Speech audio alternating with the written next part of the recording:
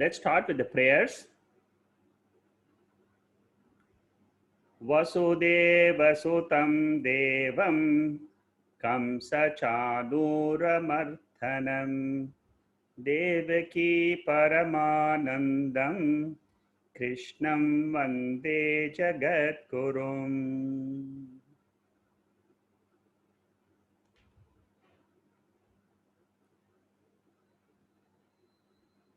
Bhagavad Gita, 13th chapter, Kshetra Kshetrajna Vibhaga Yogaha. This particular chapter is a technical chapter. Many of us would like to realize God in our own selves. We want to see God. We want to know what is the nature of God. This chapter tells us how that Lord, who has created this whole universe, can be known by us, and in what form it can be known is the basic objective of this chapter. In Mahavakyam, we have Tattvamasi. So this portion of Bhagavad Gita deals with the Asi Padartha. Asi means seeing the oneness between me, the Jiva, and the entire creation. How do I see this oneness? This chapter is not to see God in the form of a Shiva or in the form of a Rama or a Devi or Krishna, or, it is not a human form which we will be experiencing when we go through this chapter. It is not the human physical form. God, like us, has two forms, which was detailed in chapter 7 of the Bhagavad Gita. Para Prakriti and Apara Prakriti. So whenever we study the Bhagavad Gita, we must understand there is something which we don't know about ourselves. And that aspect of what we don't know about ourselves is called as consciousness, awareness.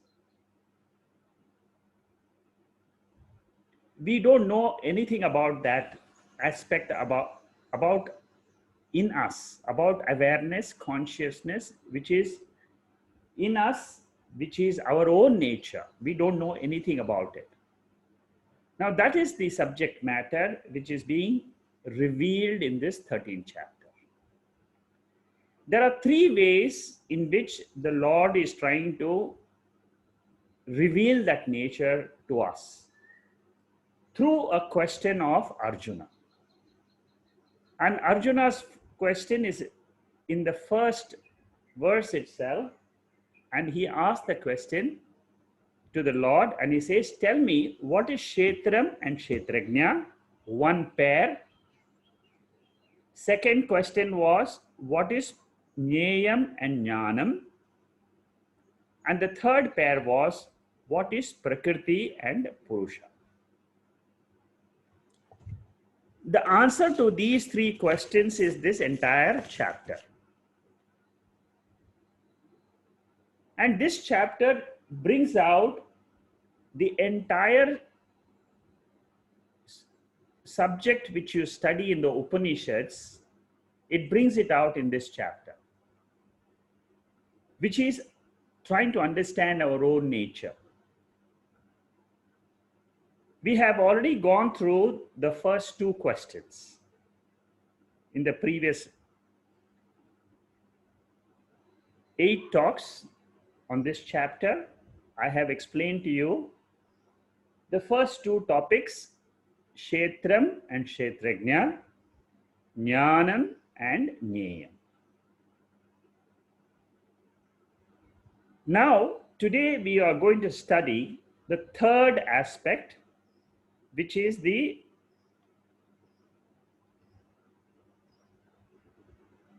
Prakriti and purusha.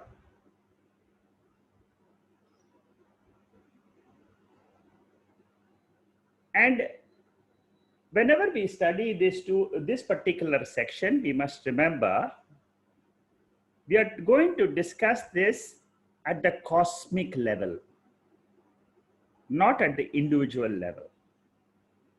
Whenever we say prakrti, we are talking about the totality of the whole universe. As I explained to you in the Mahavakya,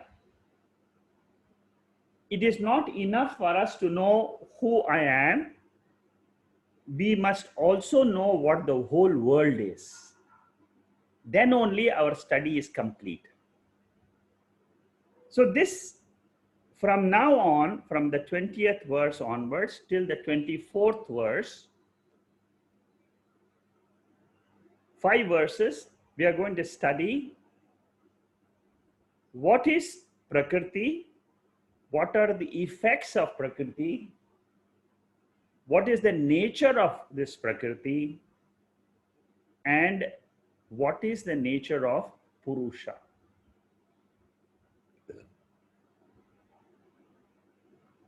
Let's go through this verse. Prakritin purusham chaiva vidyanadhi ubhavapi vikaramscha gunashchaiva vidhi prakriti sambhavan.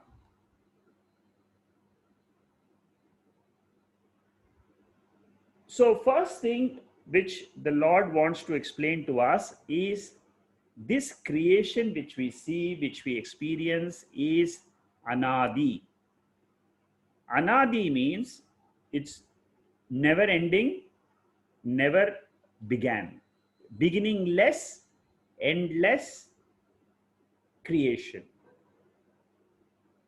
That means what? It is a cycle. There is no beginning or end in a cycle. We will never know at what point the circle begins, at what point the circle ends. So asking the question, when was the first human being created, is not the right question. Because it's always been there. The jivas were always there. When was the first vasana created? How was the first vasana? These are all the wrong questions which we ask if we don't understand this principle of creation being a cycle. That is what the Lord wants to explain here. And that's a first teaching. The second thing he wants to tell us is that whatever modifications which we see, the body is changing, the mind is changing. These are the movements, these are the modifications which are happening. All of us experience these modifications. A body is born, a body dies. This is also a modification. All this is modification happens at the prakrti level. We are going to study these two words, prakrti and purusha. In short, prakrti means inert matter.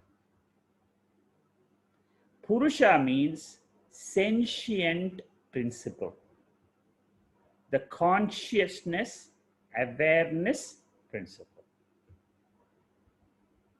So this is the type of inquiry and this is the type of reasoning which my intellect should do when I understand, when I undertake to do the inquiry about the world. We cannot haphazardly keep giving our own logic and say that how can Jiva suffer and so on. But we must understand the whole principle and do this entire inquiry as shown in the Bhagavad Gita. This is a teaching. So once we understand the process by which this whole creation is taught to us, then we will be able to use this teaching and apply to us. So Prakriti and Purusha both are beginningless, endless. That means Nityaha. It's always there. That means tomorrow morning, again, something will keep on happening in the world. Again, the day after tomorrow, the day after, the day after, the day after. This is how this whole creation is. There is no end to this. Absolutely no end. Jivas will be born, Jivas will die, again a Jiva is born, again a Jiva dies, again. See, all this is happening, and I'm trying to understand how it is happening. Prakrti is nature. Nature, whenever we say, you must remember it is guna. Especially when you come to the Bhagavad Gita, you must remember nature means three gunas: sattva, rajas, and tamas. And we are going to study in full detail what these gunas are in the next chapter. Chapter 14 is going to discuss entirely, the whole chapter is devoted to studying these gunas and studying the nature of the world. Nature of the world means one part of the world, which is matter. And this gunas, which is the five elements, in the manifested form, the gunas appear to us as the five elements: the earth element, what we see before us, the earth; water, which we drink; the fire, which is there, the digestive fire in our body; then we have the air, which we breathe; and then in space is all this contained. So this is what is called as Prakriti. And this Prakriti is changing. The winds are blowing, the rivers are flowing. You can see changes and changes and changes. Continuously changes happening. Not only in the external world, but also in my body, because ultimately the cause is one. The cause is called as Prakriti, and effects are called as the seen. What we see, what we experience are the effects. The karyam, and karanam is called as Prakriti. What is Purusha? Purusha is the same as what we studied in the previous section, which was Kshetrajna. The whole world is Kshetram, and the seer of the world, the knowing principle of the world is Kshetrajna. That is what we studied in the previous section. The same Kshetrajna is given another name. When we look at the totality, we give it another name. It is called as Purusha. Kathopanishad has this beautiful mantra. It says that it is trying, now we are trying to understand this Prakriti. And what it says is, Mahata Paramabhyaktam Abhyaktam Purusha Paraha Purushan na param kinchit sakashta sa paragatihi. This Purusha is beyond the Prakriti. And Mahat, these are all at the cosmic level. We are going to study what is Mahat and all that in the following slides. But here, what it says is, in Kathopanishad, there also the creation is mentioned. At the cosmic level, in Kathopanishad also, you will find the same. Once you understand the basic principle in the Bhagavad Gita, then it's very easy to understand the Upanishads. But Bhagavad Gita is the foundation. After Tattva Bodha, Atma Bodha, Drigdrishya Viveka, then we do this Bhagavad Gita. So that when we study the Upanishads, we are very clear about what we are searching. Purishena Purushaha. That means this Purusha, this sentient principle, the awareness, consciousness, is there in the Puri. Puri means the body. It pervades the whole body. That means you touch your toes.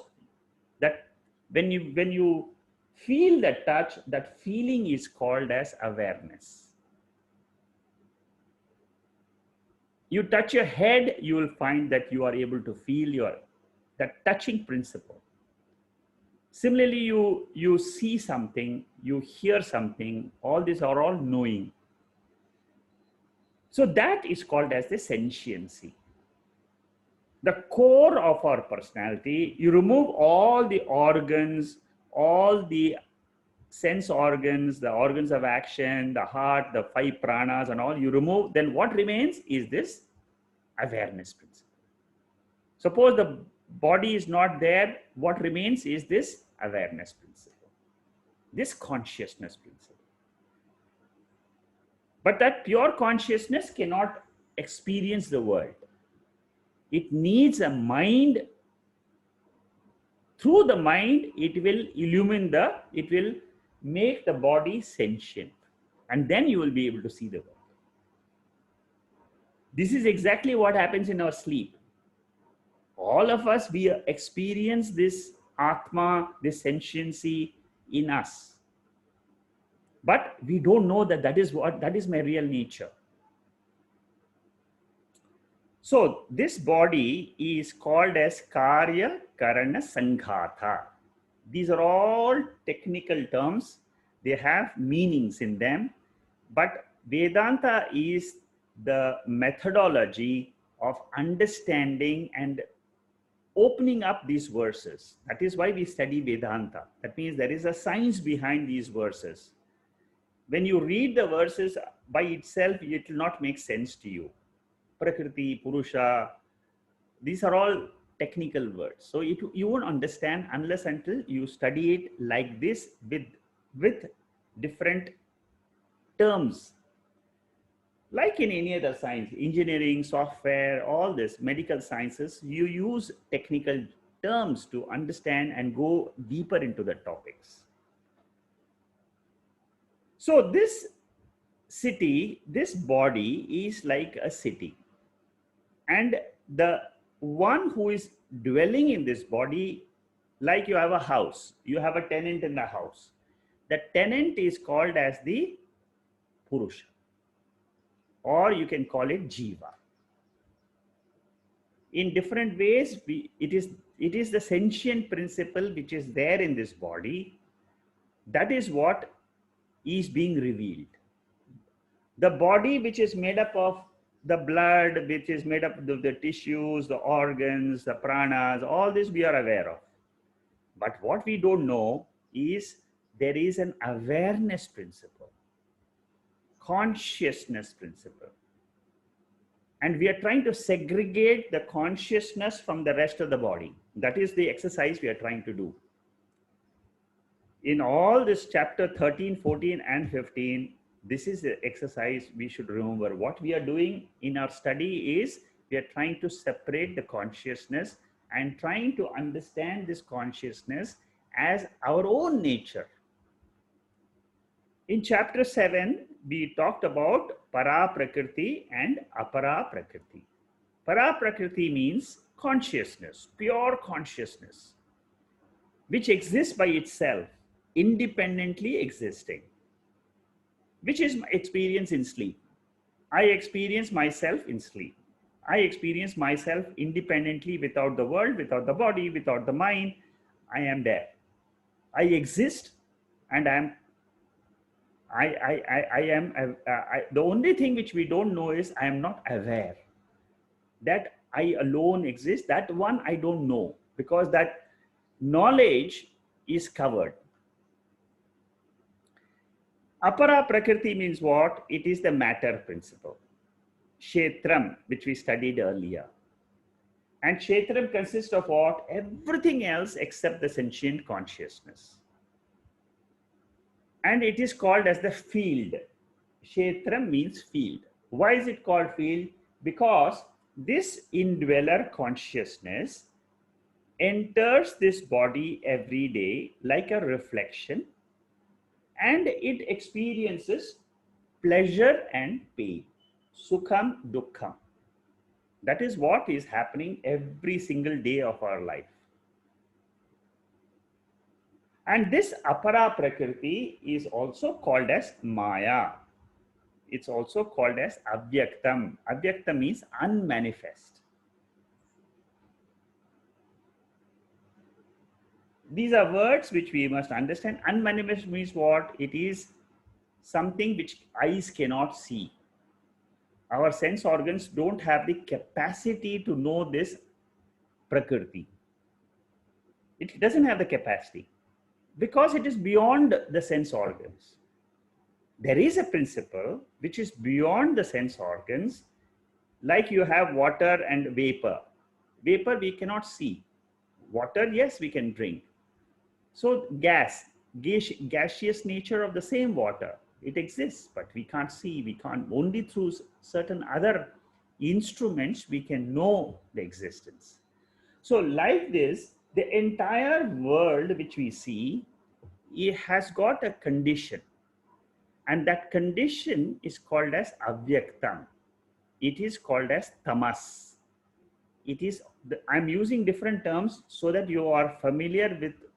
Whenever you hear about so many different words, you should know we are only talking about two things: matter and consciousness. Matter and consciousness. So if you're stuck anywhere during your study, you should remember these two things. Either the technical term stands for prakriti, or it will stand for purusha, matter or consciousness. So here avyakta means unmanifest. It stands for apara prakriti, which is called as matter. The entire prakriti or this nature is divided into 23 factors. This is just a chart because that is what is explained in this verse. In this 20th verse, what we are studying is, what is the prakriti? What does it consist of? It said that it consists of modifications. And what are those modifications are explained in this chart. Mahat means buddhi. We are talking about the cosmic buddhi. Buddhi means the intellect. There is a cosmic intellect which is like our buddhi. It knows how to create.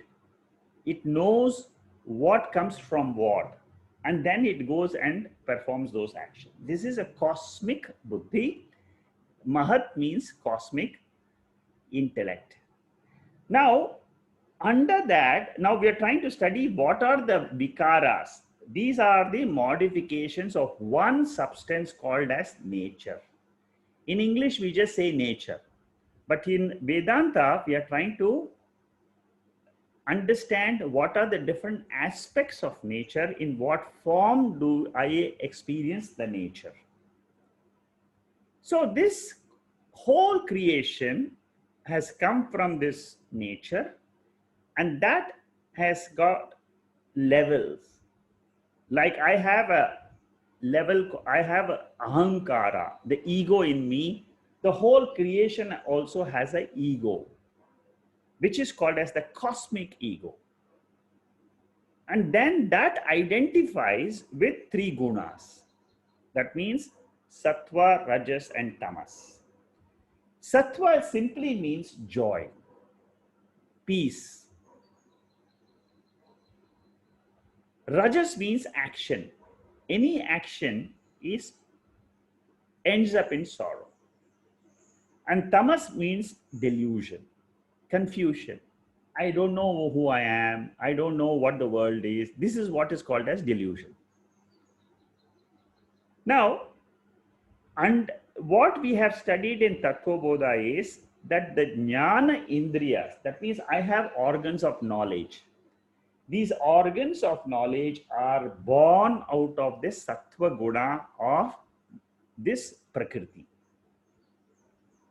I'm just trying to explain to you, just understand this, and then we can move forward so that this is just a broad way to look at the world. My indriyas, I am able to see the world.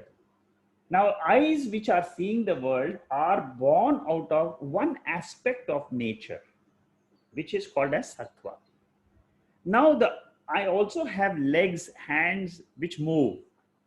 That comes from the rajas aspect of nature, which is responsible for action. So in nature, we see three things. One is modification in the form of knowledge, modification in form of actions, and modification in terms of confusions, delusions. That is what is called as tamas. And also tamas, from tamas aspect, we have seen in Tattva Bodha, there are 5 tanmatras. This is how the elements are created. The subtle elements are created first, which are called as tanmatras.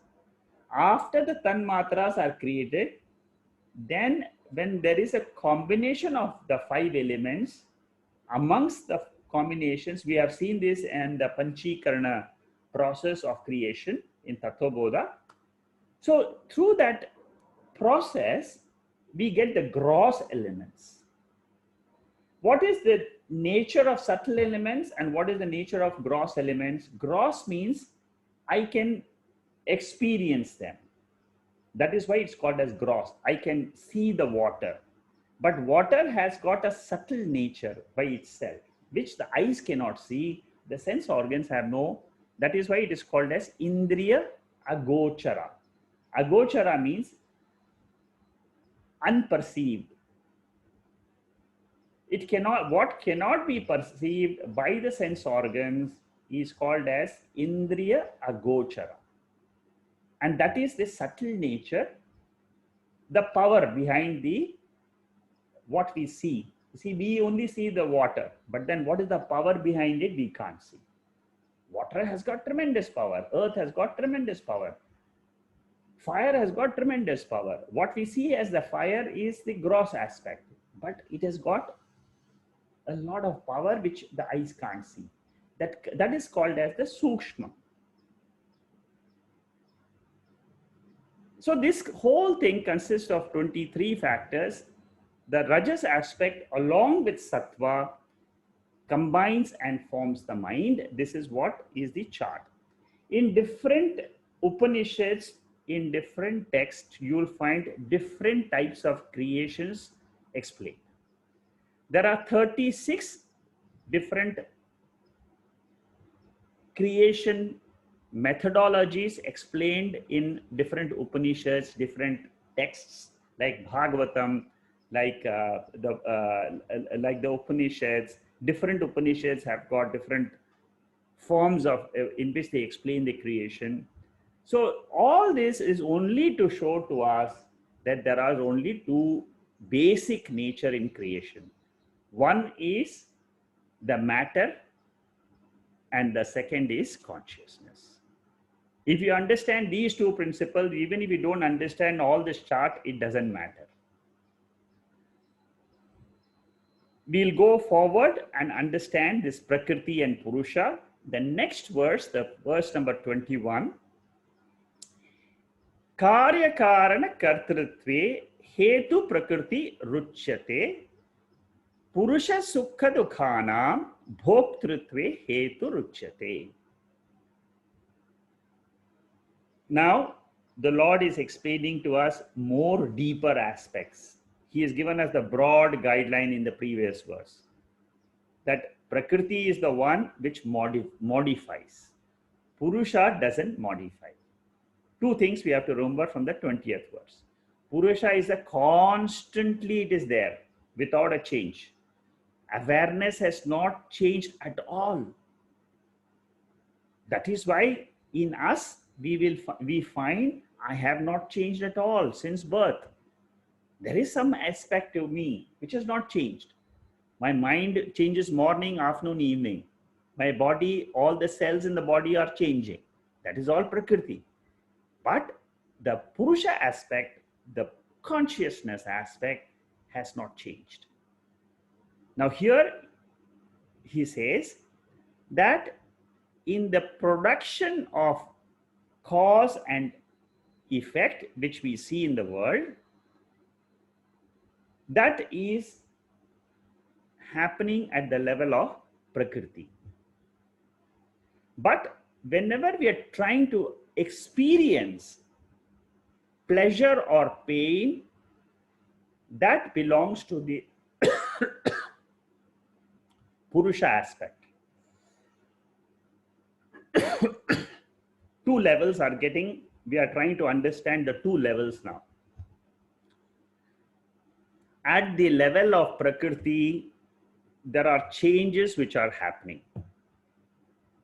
At the level of purusha, it is constantly there, but it is responsible whenever we experience joy or sorrow. It is the purusha which is illuminating the thoughts of joy and sorrow. No joy or sorrow, joy and sorrow are feelings, thoughts. Ultimately, they're all ultimately in technical language we call it vrittis, and that vritti is illuminated, is being aware by this purusha illuminating principle, the consciousness principle. That is what is the essence in this verse. So for doing something which is called as kartrutvam, doership, in the creation, we generally say prakriti is the cause. Generally. Of course, purusha, without purusha, nothing can happen. But doership involves mainly acting through the sense organs of knowledge and all organs of action. Karanams. Karanams means instruments. I have got 5 instruments to gain the knowledge of the world. They are called as jnana indriyas. Tattvabodha. I give my response to the stimuli from the world in the form of actions. That is called as karma indriyas. And I have, these are called as external, bahya karanam. Jnana indriyas, karma indriyas. Organs of knowledge, the eyes, ears, nose, skin, tongue, these are all the organs of knowledge. Then hands, legs, the procreating instruments, and the excretion instruments, these are all the organs of action. Then there are internal karanams, untouched. Internal karanams, generally we say there are 4 in number, but here we can always say, you see, sometimes we say 4. Manas, buddhi, ahamkara, chitta. These are the 4. Normally we have studied this in the Tattvabodha. Here we are taking 2, manas and ahamkara, antakaranam. Now, whenever we are gaining pleasure or pain in this body-mind complex, it is the purusha, the consciousness awareness principle, which is aware or which illumines this experiences. That is what is the teaching here. This is Lord Krishna trying to teach Arjuna that you are not this prakriti, you are the illuminating principle, you are the awareness principle which is always existing. All the human beings are this pure consciousness. At the prakriti level, we experience birth, death, joy, sorrow. These are at a lower level. That is why it is called as the lower I. The ahamkara I, the ego I, is the prakriti I. So it is this whenever we use the word Jiva, many people use the word Jiva, but they get very confused. Sometimes we say Jiva is Paramatma. Sometimes we say Jiva is residing in the body, it is gaining experiences, it is using the karana. We must be very clear what this, and then we say Jiva is traveling soul. We must be very clear in all these definitions of a Jiva. We use Jiva very, very loosely, the soul. But what the soul is, at different contexts, the meaning of that soul differs. And if you don't understand the meaning, you'll get confused. Here we are talking about a Jiva, which is a reflection of that pure consciousness in the body when we are experiencing the world. That is what is the context here. So here the Jiva is residing in the body. It is gaining the experiences, which is called as sadhyam. And it is using the karanam, the instruments. Or we call it as sadhanam. So the body is a sadhanam. It is an instrument only. And who am I? I am a pure being. I use this instrument to have certain experiences in the world, and I drop this instrument in my sleep, and I remain as a pure being. That's all. That is the cycle. But I don't understand this at all. I don't know this. First of all, I don't know this. And it is this which the Lord is trying to explain. This nature of the Jiva. And it is taught only in the Upanishads, and it is taught in the Bhagavad Gita, which is the essence of the Upanishads.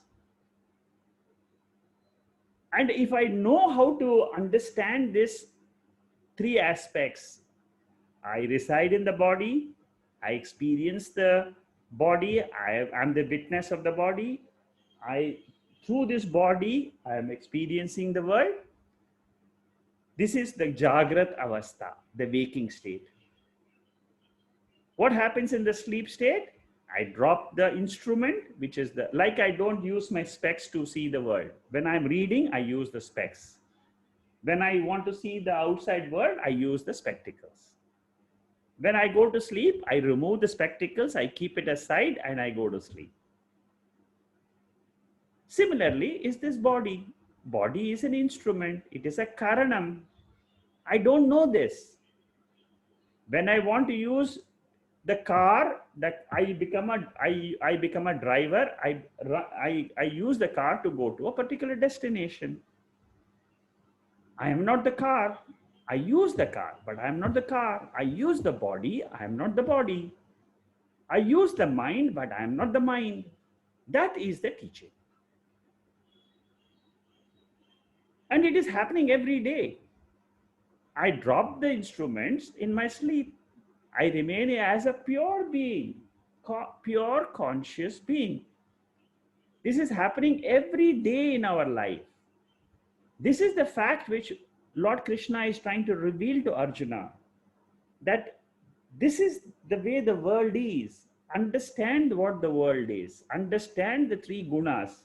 Many people, they can get very confused to understand the sattva, rajas and tamas, and also they get very confused to know about the causal body, karana shariram. But when you go through these verses, it will be very clear that the karana shariram is a body in which the jiva resides in the sleep state. It is the causal body. And through that is the cause of this waking and dream. Very beautifully, fact is explained in the Mandukya Upanishad, which I take on Wednesdays. So Prakriti and Purusha, they combine to give us all the life's experiences. It's a combination. You cannot say it is only Purusha. Purusha means only pure consciousness by itself. It exists. It is not that it is non-existent. It exists by itself, but there are no transactions in that. Avyavaharyam, no transactions. That pure atma, that pure nature of the soul. When I now talk about the soul in its pure nature, that is called as this purusha. At that level, what happens? There are no activities, there are no sense organs, it alone exists. Can the prakrti itself do all the actions? No. Prakrti needs the power. Like a car needs a petrol, prakrti, matter by itself cannot act. So you need that purusha's reflection. You need that purusha's power to make the body sentient. That is what happens in the waking state. As soon as I wake up, my mind is bright, it is illumined. When my mind is illumined, what happens is my sense organs get the powers. And then through the sense organs, I see and I experience the whole universe. In the night, what happens? Again, the power comes back from the world, it comes back to the sense organs. From the sense organs, it comes to the mind. The mind goes to sleep. What happens to the purusha, that consciousness principle? It is always there. Eternally, it is there in the same form, consciousness. That's it. I am conscious is our real nature. I am existent is my real nature. Pure being has got two aspects, Sat and Chit. See, I'm trying to give you the essence of the Upanishads also while discussing these verses, because I want each one of you to understand why study is important for me. Because while the study is going on itself, when we are discussing these verses, you should be able to say, this is what my nature is. You should understand the illumination of the knowledge happens when we are discussing the verses. I am this pure purusha. This gets known during our study. During this talks, we must be able to appreciate our nature as consciousness. The more we experience, the more we appreciate our nature, this nature of consciousness, we will become immortal. One day we will say, I am this eternal consciousness. I have dropped all the wrong notions about my body, about who I am.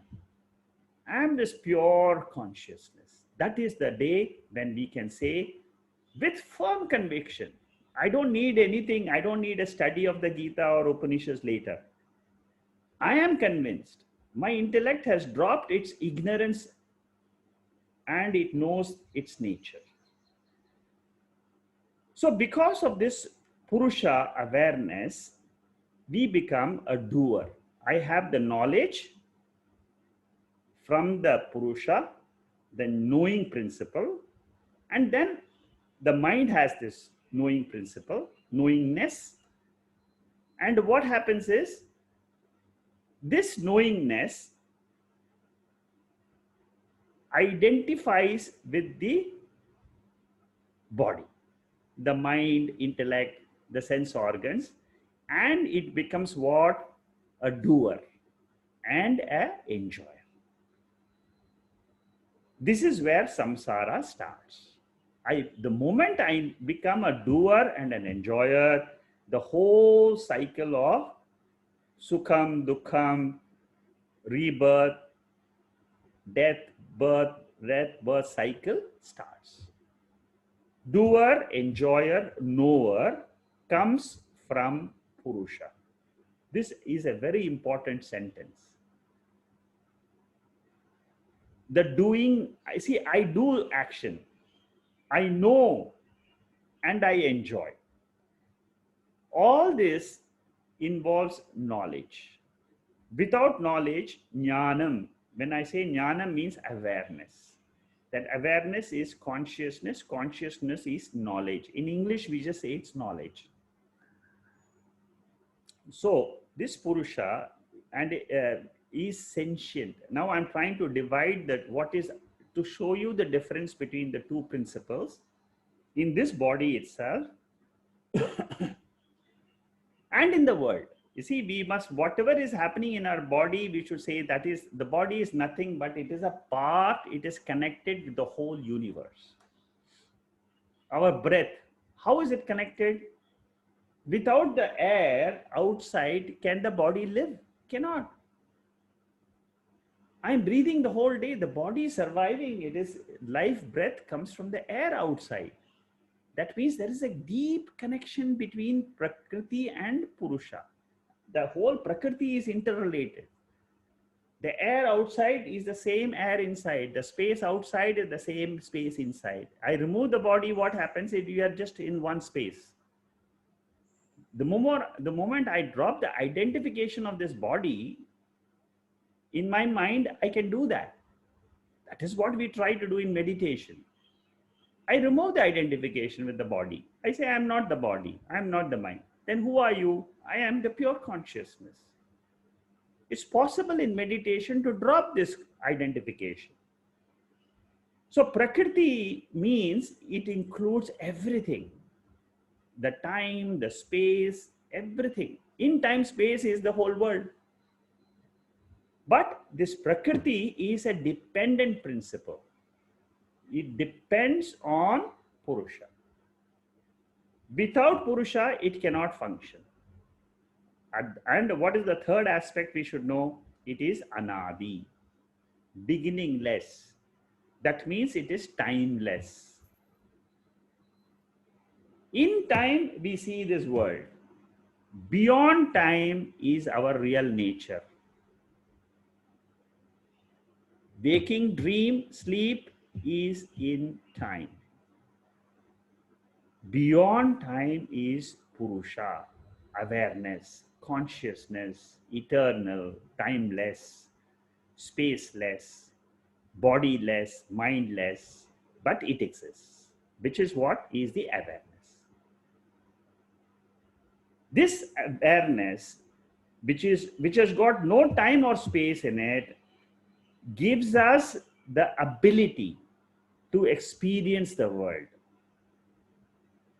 It is like the sunlight in which all the activities on the earth is going on. When the sunlight goes away in the night, all the activities come to a halt. Immediately, the world goes to sleep. Similarly, in the presence, that means sunlight is not affected by any activity. Similarly, is this Purusha. So, Karta Bhokta is a status of the mind. Whenever it is experiencing, the body is experiencing the world, I become a Karta or a Bhokta. Karta means doer, Bhokta means enjoyer. These together is what is called as experiencer, the Pramata. Now, what is a guna? You see, one of the definitions of a guna is whatever happens in our mind is called as a guna. Sukham, dukkham, and delusion, moha. Three things are happening constantly in our mind. Either we are deluded, either we are suffering from sorrow. We are thinking about all the sorrows, about sorrow of the body, sorrow of the world. That is what is called as rajas. So the three gunas, sattva, rajas, and tamas, I explained to you earlier. At an experience level, how does sattva, what is sattva? Anytime I am experiencing peace, calmness, happiness, anytime. It can be small, for a few seconds I experience happiness. When I eat a rasagulla, when I experience a very small interval of time, I experience this happiness. that happiness which I experience is a quality of the prakriti itself. It has got nothing to do with the purusha. Purusha is an illuminating principle.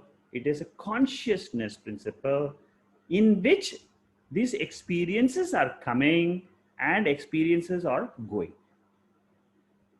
Vyavahara, experiences, pramata, bhokta, karta, doer, all that is got to do with the mind.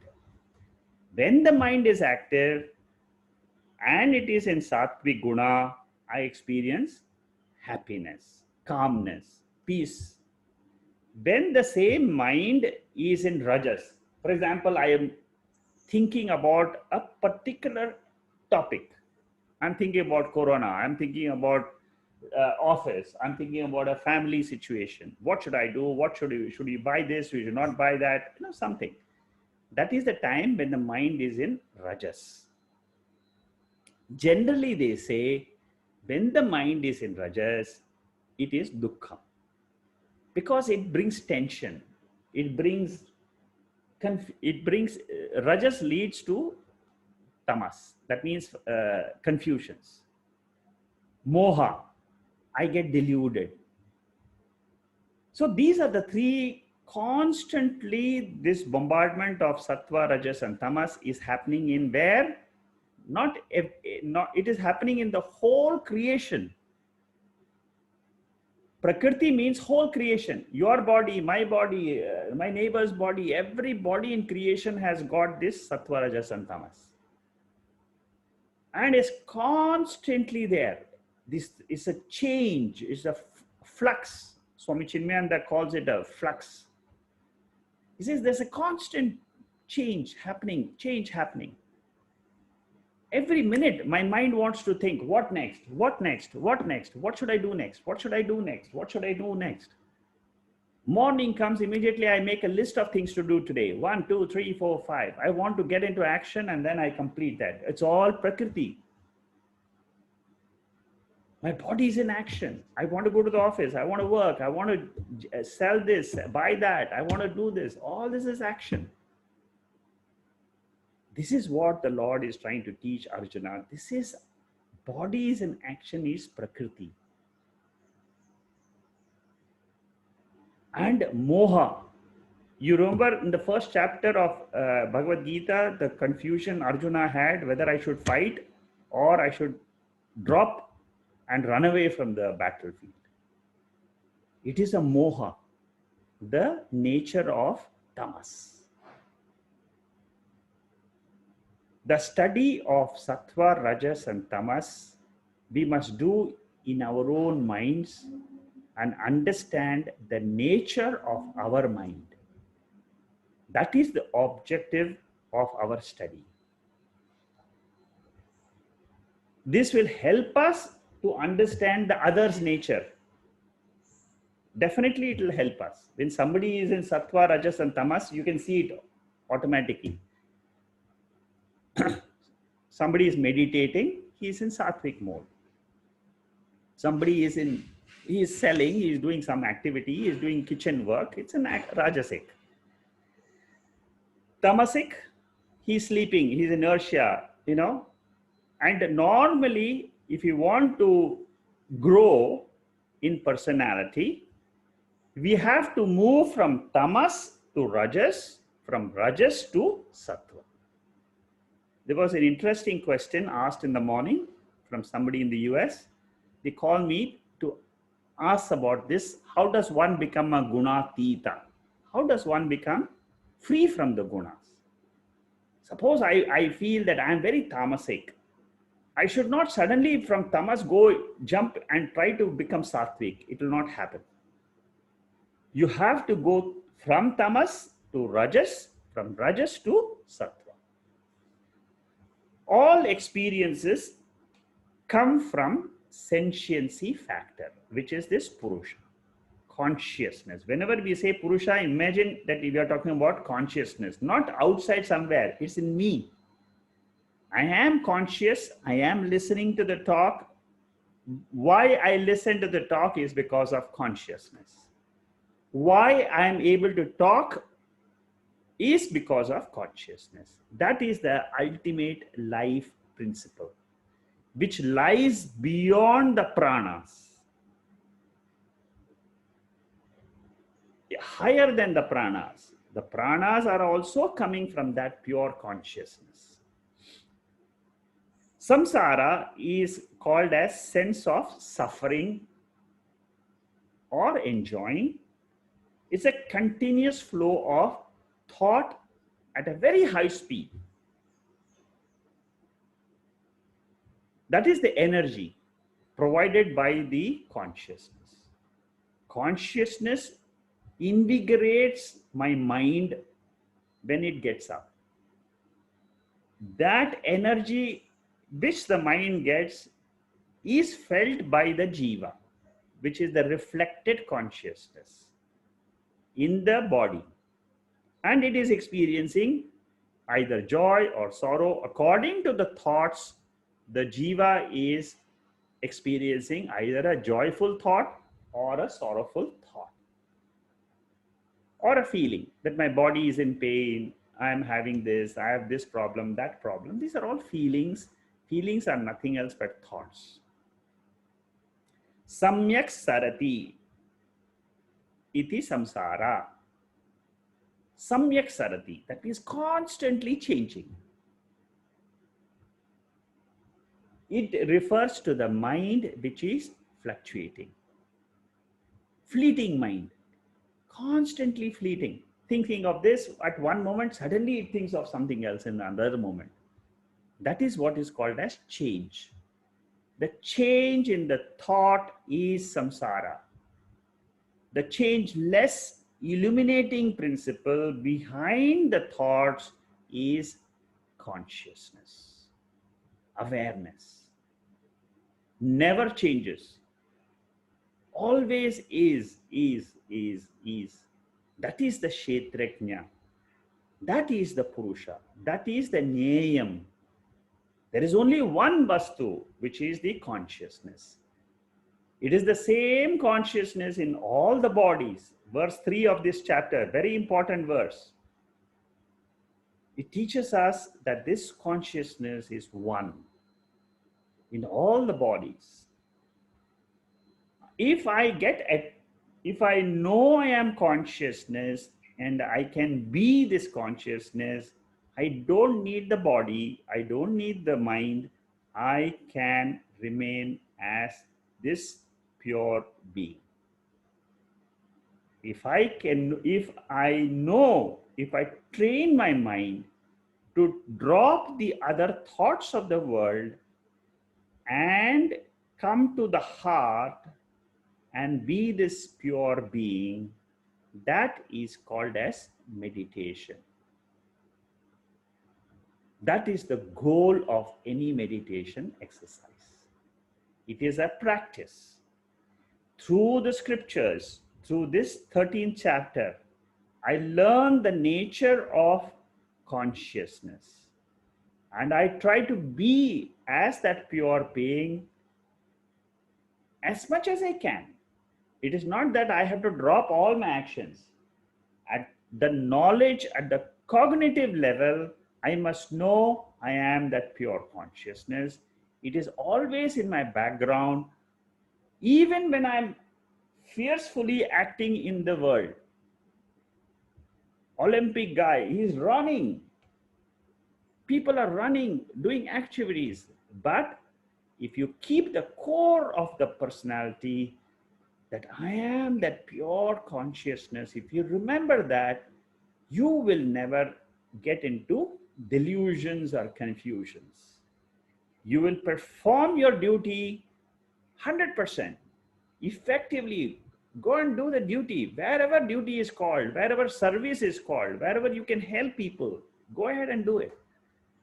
But always remember the core. Remember that before this study, I thought I was the body. I thought I was the mind. Therefore, what happened? The identification caused the problem of sorrow. Same thing Arjuna had. Now, Lord Krishna is trying to wean away from that identification of the body. For Arjuna, he was thinking he is the body, he is the killer.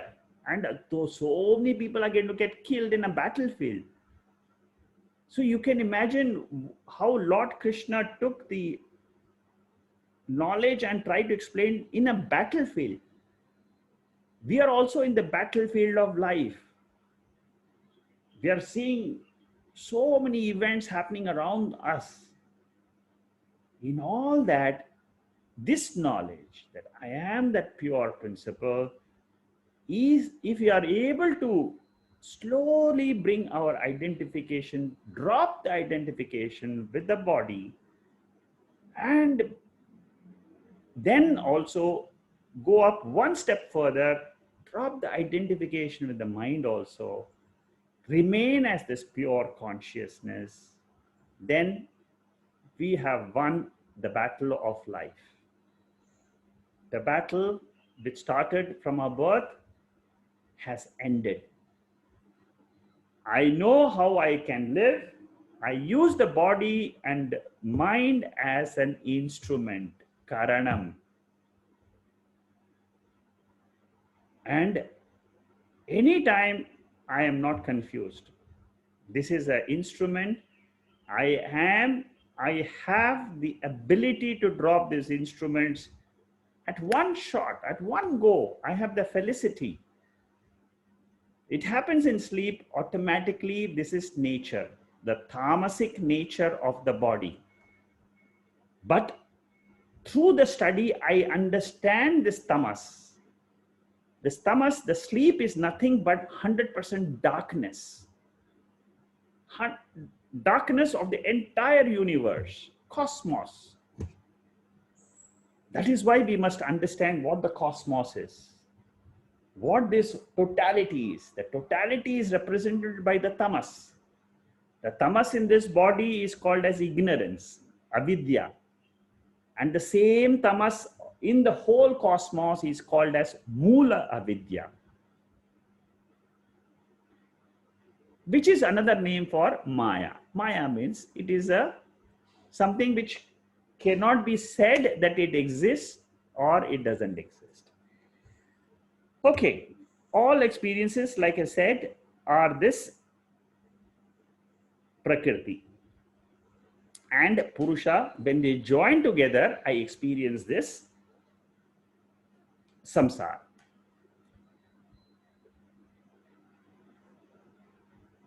The 22nd verse, Purusha prakritiksto hi bhunkte prakriti jan gunan karanam guna sanyosya sadasanyoni janmasu.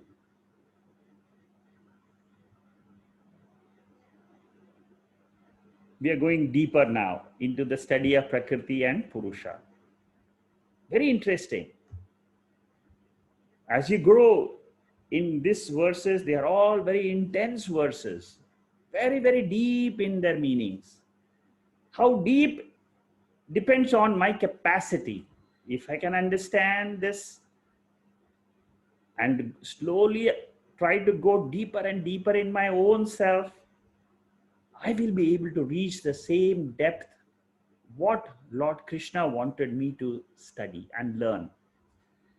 The Purusha, which is seated in this body, is experiencing the qualities born of Prakriti. Very important statement. The mind has got qualities, so many qualities. That is Prakriti. But the experiencer is the Purusha. I have to learn to drop the Prakriti, the qualities of Prakriti, the attributes of the body and the mind. I learn to drop. When I'm attached to the qualities, that becomes the cause of birth and death. When I am learn through the Bhagavad Gita and understand the independent nature of Purusha, I learn cognitively to drop this identification and remain as the pure being. That is what is explained in this verse. Very deep verse. Many people ask why I am born with this problem. This is also, whenever we are studying the human problems, we should remember the karmic theory, the law of karma, prarabdha karma, sanchita karma, agami karma. The birth in different bodies depends on the law of karma. Evil wombs means the lower animals and so on. Good wombs means Deva. I mean, you can be born as in a divine world, devatas, or you can, and people who are got the mixture of in the law of karma, if you have the mixture, I have a good as well as the bad effects of my previous lives, then I am born as a human being. Purusha prakrti staha. Staha means seated. I am seated in my chair. Similarly, this purusha, this consciousness is seated in the prakrti. In the entire universe, it's an all-pervading principle. Everywhere. That is why you and I, when we go to America or to India or to any country, we feel I am there. I means what? It is not the body has traveled, but I am always, I find myself everywhere. Whether I'm in Singapore or in India or in London or USA, I am there. I means what? The consciousness, because it is all pervading. Purusha is seated in Prakriti, is established in Prakriti. It identifies with the Prakriti. I identify with the body. That is what it is meaning here. Karya karana sanghata. What is this body? Technically, it is called karya karana sanghata. Karanam is what? The law of karma. The karanam. And karyam is this body, effect. So, what is happening in the external world is karya karana sanghata. A body is born as per the karma. It will perform all the actions. Suddenly it will just pass away because the actions are over for the body. We can give so many reasons for it. It can go by accident, it can go by heart failure, it can go by so many causes. Brain problem, cancer, so many diseases are there. But then all this is explained through the law of karma. It happened. This is the cycle. This is what we are trying to understand, the nature of the universe. Prakriti and Purusha are different, but they become one due to the identification. Identification is called as adhyasa. Adhyasa means it is superimposition. Suppose I stand in front of a mirror and I forget and the face, and I keep on looking at the reflection in the face, the reflection of the face in the mirror. I forget myself. That is what the Jiva has done in life. Jiva is consciousness, pure consciousness. It keeps on looking at the body and mind in the external world and keeps on thinking the body is doing this, the mind is doing this, body is suffering, mind is suffering, world is in this condition, and so on. It keeps on looking at the changes happening at the Prakriti level. It has forgotten its nature of the knowing principle, awareness principle. Through these verses, I try to regain that position, that supreme divine position of my own nature. That is what is called as the study of the Gita. I learn to know my own nature again. Bhunkte prakriti jan gunan. Jiva is a mixture of Prakriti and Purusha. Why is it called a mixture? Because when I am in the world, it is the reflected consciousness which is there in the body. Consciousness is the pure nature when I am in sleep, which I told you, which is our real nature.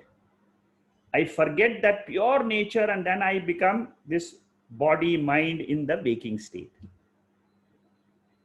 And then I identify that the body is real, the mind is real, the world is real, and then I keep on doing activities after activities and then go on in cycle. We cannot stop the cycle because this is prakriti, it is nature. You cannot stop this. Even if you say tomorrow I will not act, I want to renunciate, I want to go to the Himalayas and start meditating, you can't do that because you are not ready. Prakriti will not allow you. Your nature will not allow you because the nature is what? The mind. The mind will not allow you. Mind will keep on discussing topics after topics after topic. Every day we'll talk, we'll do certain actions. That is the nature. So that is the Jiva, which is a mixture of this Prakriti and Purusha. It suffers samsara, which is ups and downs in life. The ups and downs in life are caused by the three principles of Prakriti. Tamas causes confusion. Moha, at any time you are confused. Should I buy the TV or not? Should I go for this movie or not? Should I have this lunch or not? It's tamas, confusion. How do I bring it back? Get the knowledge. Discriminate. What is the right thing to do at that time? That is called as sattva. And then take action, rajas. So this is the cycle. Sukha dukkha moha. We have seen this. There is non-apprehension and misapprehension of the self due to ignorance of purusha. This is a technical term explained in the Mandukya Upanishad very well. In the Karikas of the Mandukya Upanishad, this particular point, non-apprehension. For this, we have to study the Upanishads. Non-apprehension means the wheeling nature of tamas. You see, the Prakriti, it wheels my nature. Why I don't know I am that Purusha is because that Maya is covering my nature. That the covering aspect is called of Maya principle, which is the tamas, is called as non-apprehension. And what happens when I don't understand my nature? Misapprehension happens. When I don't know the rope, I mistake it as a snake. When I don't know I am the self, pure consciousness, I mistake myself to be this body and mind. This misapprehension is a projection. This is a Shakti. This Maya, the tamas, in the cosmos and in my body has got a power. And this power can cover my nature and it can project something which is not true. And this power comes because of ignorance. That is why it is called as avidya. Maya is called as avidya. When I don't know I am the waker, I project a dream world. Similarly, I don't know I am the pure consciousness, I project the jagrat, the waking. I means here what? It is not that the same avidya. Here it is mula avidya. That is the difference between two avidyas, two ignorant principles. One is at the cosmic level, one is at the individual level. Ultimately, both are the same. That is what in the Mandukya Upanishad, it clearly says in the sleep state, I am one with Ishvara. And really speaking, my nature is I am an independent principle. I am a pure consciousness.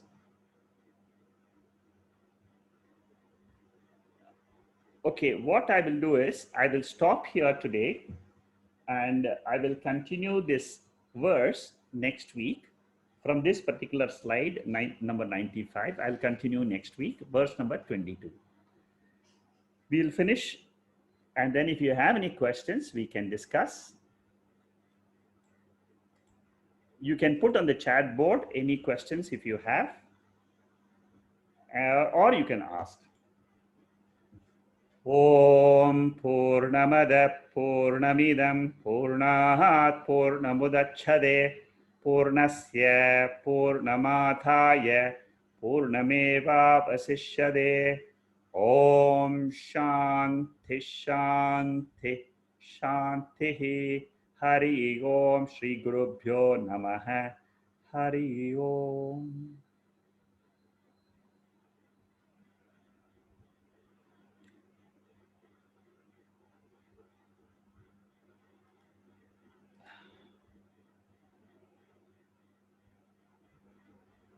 Yeah, anybody has any questions? Yeah,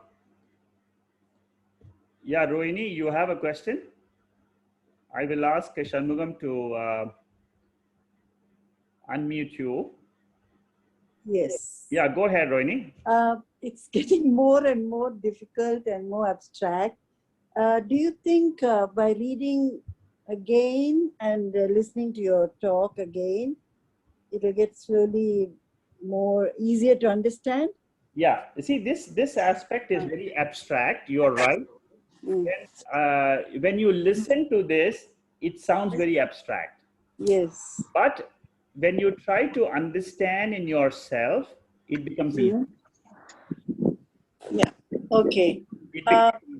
Now your question is whether I should read or the notes and listen to the talk again. I would suggest that you can read the notes, or you can definitely go through this, but wait till you go to the next chapter. Okay. Don't right now. Don't do it. Okay. You will get a little bit more clarity in chapter 14 and chapter 15. Okay. I want. Let this listening continue. Okay. Let's end this chapter. At the end of the chapter, if you still feel you're still confused, wait till you finish the chapter 14. Then you go to chapter 15. Later on, you can come back. Okay. Okay, so just continue listening. That's all. I have one more question. Yeah, go ahead. Is the ultimate aim is to make everyone a kind of sadhu? I mean, meaning no, not conscious of the body, mind. Is that what the Lord wants, the God wants? Yes. You see, the Lord wants us to note that we are pure being. That is the ultimate teaching of the Lord in the Bhagavad Gita.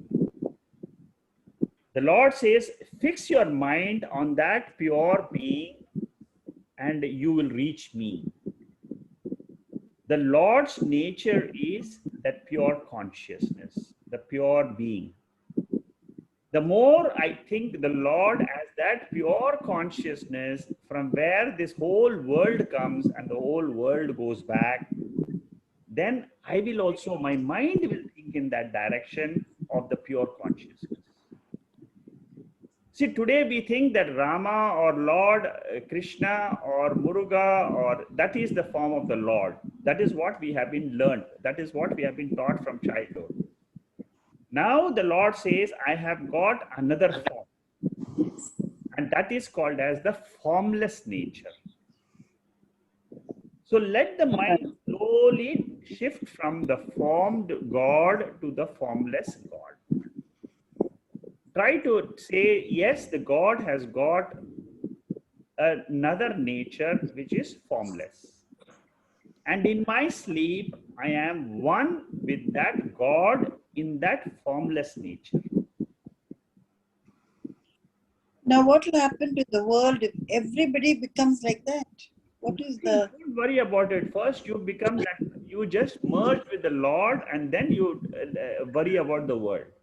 Okay. First, you merge. Just let that sink into your mind. Yeah. Don't worry about the world. The world will take care of itself, Unnecessarily don't get too much worried about my grandson, my granddaughter, what will happen to them, The Lord who has taken care of all the birds, it gives, the Lord takes care of the entire creation. Yeah. So he will take care. Whatever has to happen in their lives, it will happen. What will happen to, so that is the human worry. Who is going to take care of my daughter, my son, my grandson? What's going to happen to my husband? What's going to happen to all the jewelry I have in my locker? And what's happening to so many things? We are all worried. What happens to the house which I own, with the land which I own, with the properties, this, that, everything. We are all worried because we don't know our nature. Our nature is, we are one and we are conscious. The nature of the whole universe is that. This is what the Lord is teaching Arjuna. Don't worry, just go and fight the battle. I will take care of you. That's what the Lord says. And same thing the Lord is teaching us also as Arjunas. We are all Arjunas in this battlefield. We are all in the same situation as Arjuna. Correct.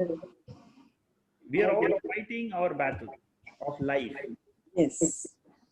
Not only we, our parents also were fighting the same battle in their life.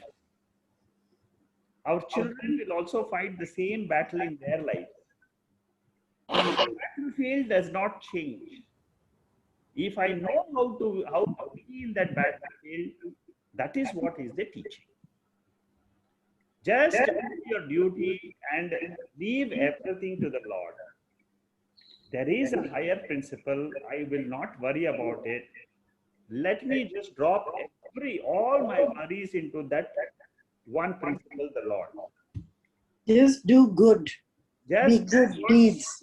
Good deeds. You hear good, you think good, you have good thoughts during the day. Yes. As much as possible, have good thoughts during the day. Correct. One question, please. You can chant something, you can do some simple housework, you can just lead a simple life of conviction, of just being happy with yourself. Correct. Yes. See, tell yourself, the Lord has blessed me with so much in life. Thank your blessings as much as possible. True. Then you're worried. Thank him. One question. Thank you. Thank you. Raja is unavoidable. That means karma, doing any action is unavoidable. When we are engaging in karma, that means Raja, how you can attain sattva? No, you see, this is a cycle. It will happen. You see, your mind is always not in rajas. In the morning time, when you get up, you are able to pray, you are able to meditate, you are able to do puja. Right? Yes. In the evening, or you chant the Sahasranamam. That means it is a changing mind. You see, you try to get away from the changing mind and see, it is my mind acting. It is my mind in rajas. It is my mind in sattva. I am not this mind. I am that consciousness. Again and again, remind yourself. You can't, it is just a notion in your mind that you are the body. And you're only trying to remove that notion from your mind. I am not this body. That's all. And the study is all for dropping that notion. It is not easy to drop that notion, but it happens. Through the study, you don't worry that the mind is in rajas. How do I bring it to sattva and all that? It will happen. What these type of practices, now for example, you are listening to the Bhagavad Gita. This is a sattvic exercise. You are training your mind to remain in sattva. Listening to the scriptures, listening to the other talks which you're doing. See, it's not that every time you are in rajas. There are times when your body gets pushed into activity, like when you're cooking at home. You cannot say that I will stop cooking because I want to be sattvic. No, let the mind remain, let the mind cook, let the mind do the work, whatever it is supposed to do.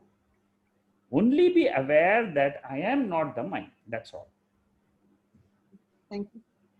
Anybody else has any other question? Mr. Shekhar, this is Yeah. Jacqueline. Yeah, Jacqueline. I'm a bit ignorant now, okay? Not a bit, very.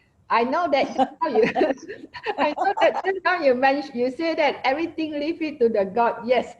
And my question to you is, the world is form. So is there a way that to become formless easy? No, no, no, no. You see, it is only in the mind, only cognitively you can remember that we can we can drop our body's identification only. That's all. You see, suppose you sit in meditation, you close your eyes, and you are automatically your body identification drops. You become a conscious entity. The moment you close your eyes, what happens is you become conscious of your body. Your awareness already. Mm. So you don't have to do anything. It is just that is your nature. So you become a witness automatically of your body. Immediately you close your eyes, what happens? You start seeing your thoughts. That is called as witnessing your thoughts. Yep, yep. So you don't have to do anything, just be yourself. That is formless, being formless. Oh, okay, okay. I thought, okay. Yeah, I know that it's ignorant of me that, sometimes I ask you certain English. Yes, Okay. in ignorance, you ask all questions. That is why we say that the whole universe, our whole life is lived in ignorance. Mm. And what we are trying to do through this study is drop that ignorance and claim I am that pure consciousness, pure awareness. Oh, then that is called formless. Yes, that is called as formless. Okay, got it. Yeah, appreciate. Okay. Yeah, Uma is asking, once we can truly and sincerely, completely leave our life happenings to the Prakriti, the seemingly existing world will cease to exist. Is this correct? Yeah. You're absolutely right, Uma, in thinking this way.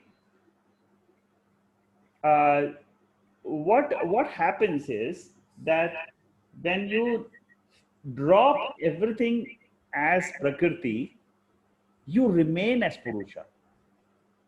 And that is what is called as realization. The seemingly existing world, what you have said is absolutely right. It is seemingly there. It is an appearance. It appears before me during my jagrat, during my waking state, it is there. In sleep state, it is not there. Where did this world I was so much worried about, what happened to it in my sleep state? It is not there. So then this is a lesson which is taught to us, and say that don't attach yourself too much to this world, because this is a passing thing. It passes. The life goes on. It just leaves. It's just a passing thing.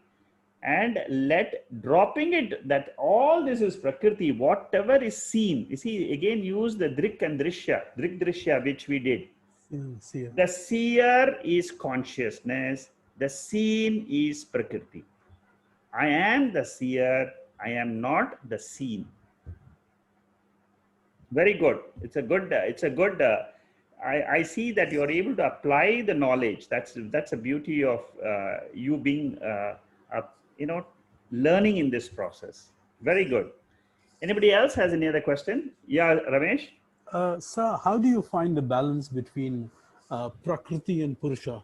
We understand that, okay, if I understand I'm the Purusha, I say that I'm not the body, I'm not the mind, I'm the pure consciousness. But then which is all in the sleep state, that is what it is. But when you're in the waking state, there are some realizations, which actual reality, which happens, the problems that we face in life, even when we are having some good thoughts, a lot of things which happen. how do you relate to them when we understand that, yes, this is actually an illusion? The world is something which has come out of your mind, of your thoughts. How do you apply this? We know for a fact that this is not true, but that is what the reality is. How do you face them, or how do you understand them and put into use? Okay, very beautiful question. Yeah, this is this is a problem faced by all of us. It's a very practical question, and the answer to that is given in the Bhagavad Gita itself. And it's the word which you have to search in the Bhagavad Gita is samatvam. Samatvam. Samatvam yoga yuchyate. In the second chapter, the Lord gives the definition of samatvam. Samatvam yoga uchyate. Yoga means samatvam, balance of mind. This balance of mind comes because you know the nature of atma. The more your question is very pertinent question. The question is, how do I have balance all the time? This balance of mind comes about when I learn more and more about the nature of atma. The more I learn that my nature is this consciousness which is pure, and it is, the more I learn, you see, I have to learn, let me listen more. The more I listen more, what will happen is the mind, the intellect, even when I am in the world, when I am facing the problems, all the problems that I am facing, my mind will have the balance. It will have the calmness. It will not fluctuate according to the situation outside because of my knowledge. This comes when I repeatedly understand the nature of the mind. Many places the Lord gives us how to remain in balance. The study of the atma helps us to remain in balance. There are the study of sthita prajna from verse number 54 to 72 in the second chapter. How a jnani remains balanced in life. Chapter 2, verse number 54 to 72. In chapter number 14, there is a gunatita portion. Gunatita in chapter 14. When you go through this portion of the Bhagavad Gita, it will tell you how I can cross over the three gunas. Just wait for the next chapter. Okay. There, Arjuna is raising the same question which you are raising. Same question which you are asking now, Arjuna is asking in that chapter, in the next chapter. How do I have samatvam? How does a gunatita happen? How does one cross over these gunas? Your question is, I am bombarded with all these gunas throughout my day. How do I rise? This is the topic in the next chapter. Just wait for a little while. We will be doing that chapter also. You will know. But the right thing to note is, I have to, first of all, I must understand that my mind has these three gunas. So step number one is to identify when I am rajasic, when I am sattvic, when I am tamasic. Okay. Tamasic means it's your own personal study, your own study of your own mind. When is my mind confused? When is my mind deluded? I must, how do I change that delusion into knowledge and take correct decisions in life? Whenever you take the right decision in life, whether I should see a doctor, whether I should not see a doctor, these are all confusions in the mind, but I learn through the process. What happens is, this is the beauty of study of the Bhagavad Gita. The mind automatically learns to balance. Okay. When you study the Bhagavad Gita, before the study of the Bhagavad Gita, and now you just imagine yourself before and now after you took up the study, you will find there is a gradual shift which is happening in your mind. You're able to absorb. Many people have come and told me this. I was like this before the study. Now my mind is in balance. I'm able to take the events as they come and then react. Before, I used to be Reacting. a reactive mind. I know I was not thinking and acting. So slowly this will happen.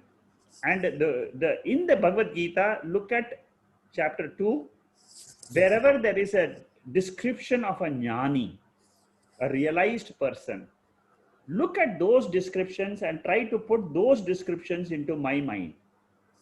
I should also become like a jnani. Jnani is unaffected by anything. Yeah. So that is what I have to learn. And it's a training of the mind. It is possible. It's possible to do it, and meditation does help. Little bit 5 minutes of meditation of observing your mind. You see, what happens in meditation is you just observe your mind. Let the mind think. You will understand the fluctuations which happen in your mind. And the more you become aware of it, the more you will be growing in the control of the mind. You become a master of the mind. Then what happens is, then the samatvam comes and you are able to handle. This is, see, in life, we are doing this study for two purposes. One is to live well. How do I live well? If I'm able to take control of my mind, I will be able to live life well. So that is one purpose of the Bhagavad Gita study. The second purpose is a higher study, is to know Atma, the nature of reality, nature of God. All that is a secondary purpose. So the first purpose is, let us try to know ourselves better, know our mind and take control of the mind. Even if I am able to control it by 5%, it is a great improvement. In nature, if you are able to have 5% control over your mind, it's a tremendous growth.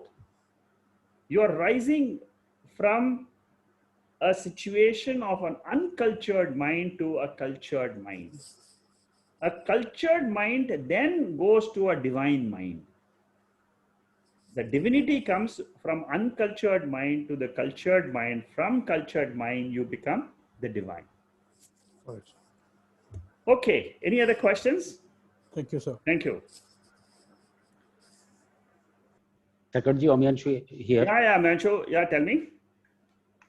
Just now, Mr. Ramesh, what he had asked, can I understand it like this, that everything is being done by Prakriti and by its gunas, and my body, mind, senses are also part of it. And at the same time, I remain as a watcher, and everything is, and that is samattam. Can I understand it like this? Yeah. That everything is being done by gunas, and including my body, sense, everything. But at the same time, I remain a watcher. You see, this, what you are saying is a higher level. You are a senior student. If you can do this, it's fantastic. You see, if you are able to understand and put this in practice like this, is very good. But there are many of us who are in the, we are looking outward most of the time. So for those people, what I answered, Ramesh, it holds true. For you, you are already soaked in this knowledge. This aspect of being as a watcher, it appeals to you. Go ahead and do it. That is the path. For you, Jnana Yoga is the path. So go ahead, apply it and live. You will be successful. Your understanding is clear. Go ahead, apply it. You will be successful. His question is more related to Karma Yoga.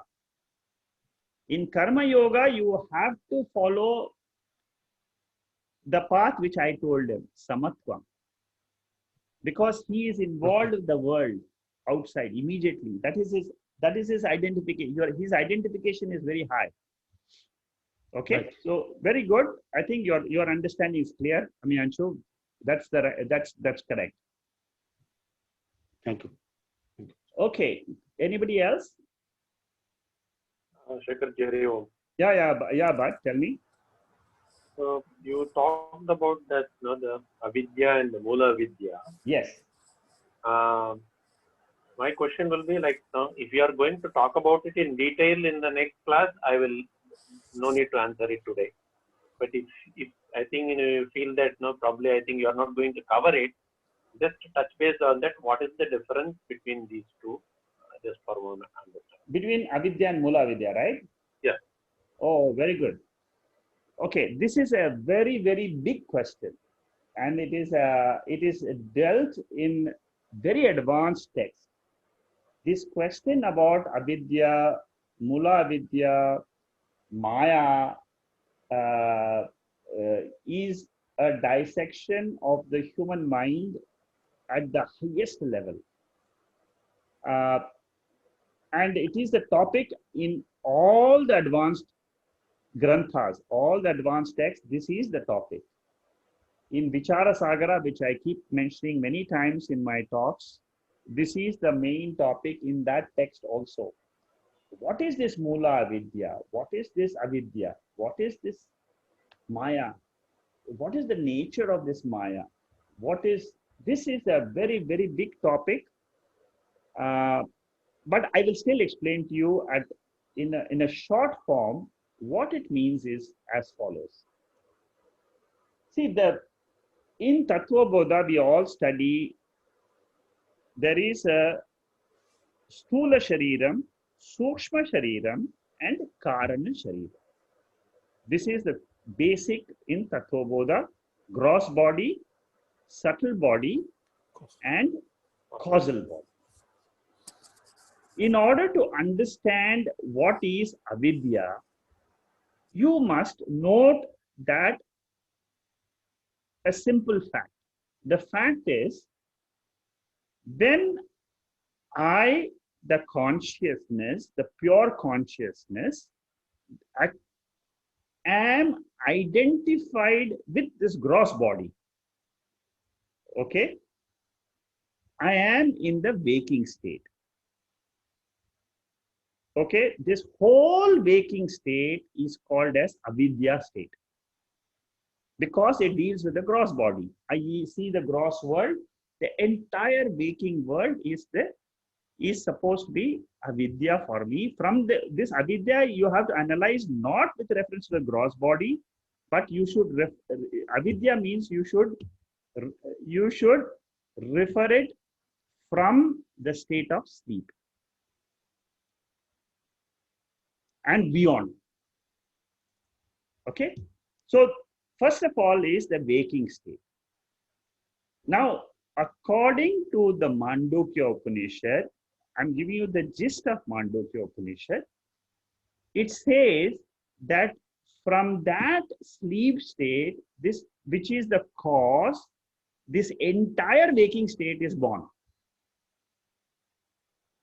I'm getting a little bit deeper into the topic of avidya because this is a very deep topic. You try to follow it as much as you can understand, you follow it.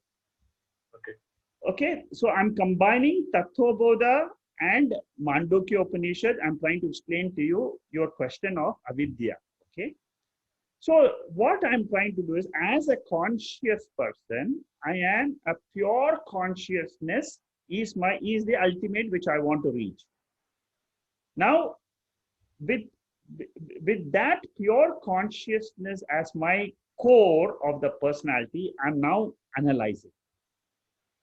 I'm analyzing from the core of my own personality. Forget about the world. Okay. When I am analyzing from the core of my personality, the first thing which strikes to me is I have to start from the core. The first thing which comes to my mind is This avidya, ignorance, which is the sleep state, which is complete darkness. For me, I'm now only analyzing myself. And then what happens is, I have got a waking experience, I have got a dream experience. You're not starting from the waking world, you're starting from your consciousness. The core of your personality, this is where your reference point is. Because the reference point is very important to understand avidya. Okay. Okay, so I don't know my nature as a pure being, that is called as avidya. I don't know that ignorance. In that ignorance, I am projecting the two states of experiences. When I project the dream experience, it is called as avidya. When I project the waking experience, it is called as mula avidya. Mula avidya means between the sleep, dream, and waking, these are the three states. I said the sleep state is the avidya state. In the avidya state, what happens is the ignorance of the waker is called as avidya. Ignorance of the ignorance of the whole universe, of the whole cosmos, is called as mula avidya. Okay. You see, in that sleep state, I don't know myself, I don't know the world. I don't know myself is avidya. I don't know the whole world is mula avidya. Okay. And because I don't know my real nature, and that is my true nature, it is that is what is all the Bhagavad Gita is only teaching us only this. Ultimately, it is telling us, you are thinking that you are the body in this waking state. You are not this body. That is not your true nature. Your true nature is your pure consciousness. What that consciousness is, we cannot define. We cannot describe. Because it is what it is. It is. But through this study, what we are trying to do is go back to our roots. See, we think that we are born from my parents. That is the start of myself when I'm looking at myself as the body. That is a mistake according to Vedanta. According to the Bhagavad Gita, you are making an error in thinking. It is a thought. I was born on so-and-so date, and therefore I will die on so-and-so date. And this is my experience of the whole life is what life is all about. This thought process is what Lord Krishna wants to remove. The whole study is to say that this is not the truth. The truth is, I am never born. I here stands for pure awareness. I stands for consciousness. And this body is an incidental thing I experience in the waking state. It does so many actions, but that is not my real nature. That is the purpose of study of Bhagavad Gita. It tells me I am awareness. I am the consciousness. It is possible to be this consciousness when you learn how to do meditate. It is possible that there are Swamijis who have learned and who teach meditation to realize this consciousness. There are meditation available to realize this pure consciousness in meditation. Once you realize it in meditation, you can apply it at any time, no problem. You know, waking, dream, sleep. I mean, basically in waking is where your real problem starts. But to answer your question, just wait for the study of Upanishads. You will understand this avidya and mula avidya a little bit more in detail. Okay. But Okay. in simple terms, what you said is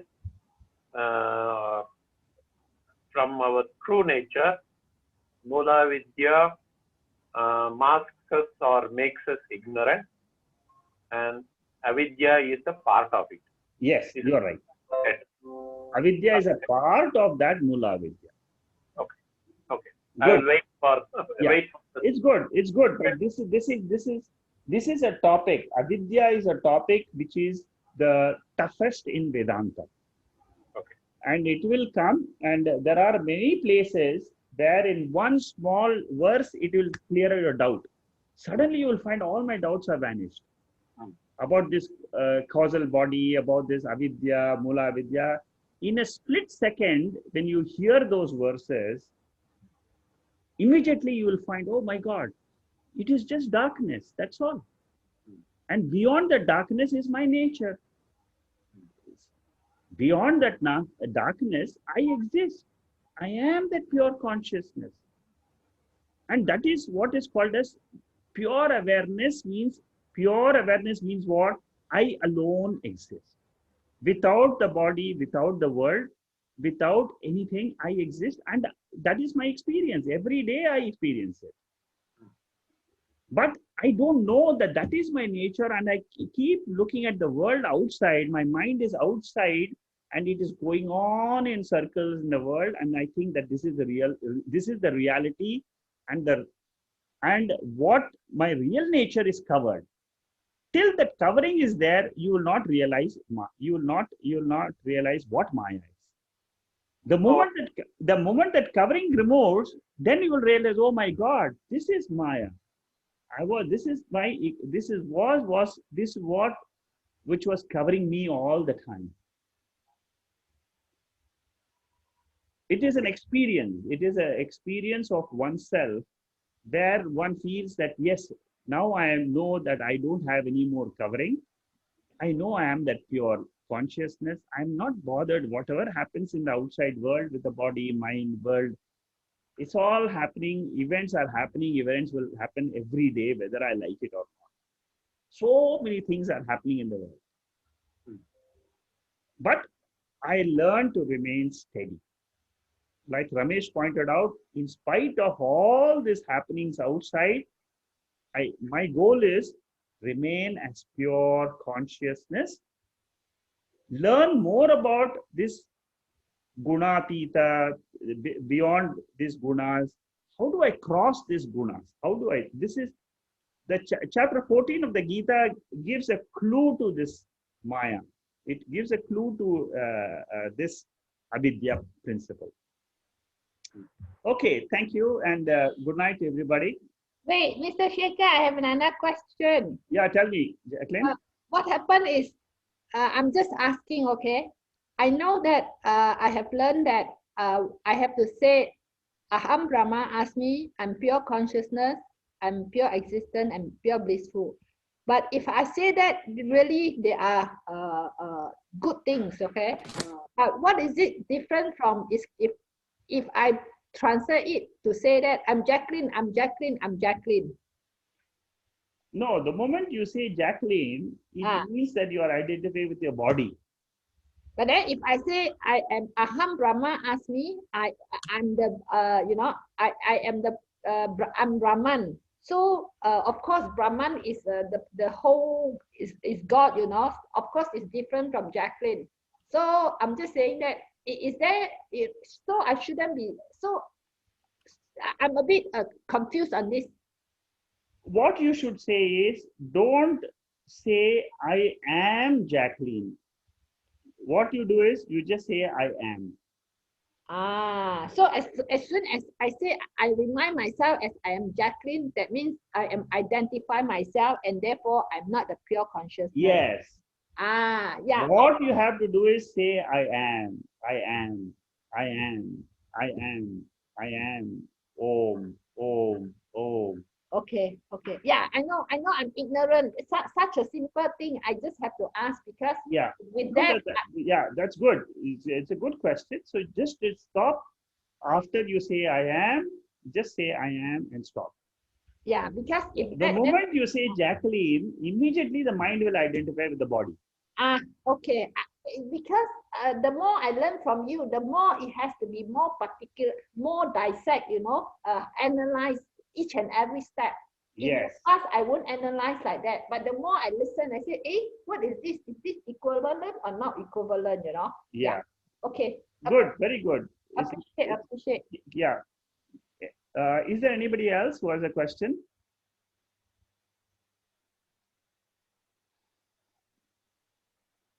Okay.